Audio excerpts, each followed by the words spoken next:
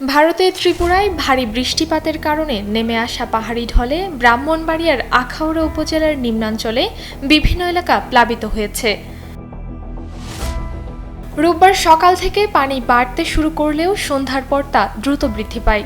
এতে পৌরসভা, মোগরা ইউনিয়ন ও দক্ষিণ ইউনিয়নের বিভিন্ন এলাকার ফসলি জমি পানিতে তলিয়ে গেছে।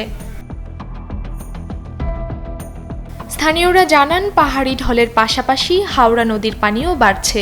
নদীর বাঁধের ঝুঁকিপূর্ণ অংশ দিয়ে পানি ঢুকে পড়ার আশঙ্কায় আতঙ্কে রয়েছেন বাসিন্দারা। বিশেষ করে আবদুল্লাপুর সরকারি প্রাথমিক বিদ্যালয় সংলগ্ন জাজিরপুল খাল দিয়ে পানি প্রবেশ করায় আশপাশে জলাবদ্ধতা সৃষ্টি হয়েছে। এতে কয়েকটি পরিবার পানিবন্দী হয়ে পড়েছে।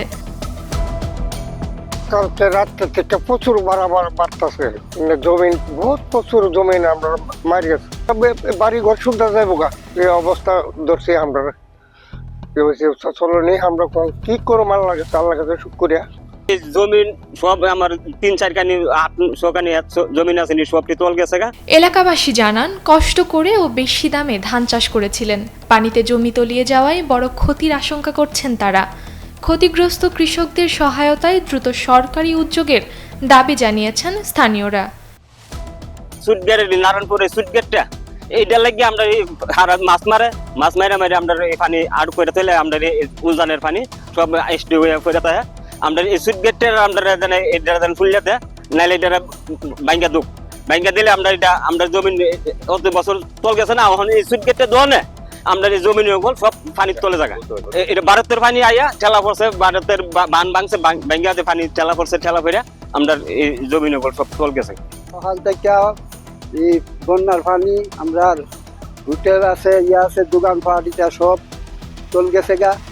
আমরা ব্যবসা বাণিজ্য সব বন্ধ, কখনো পানি বাড়তি, এরপরে জমি সব পানি তোলে।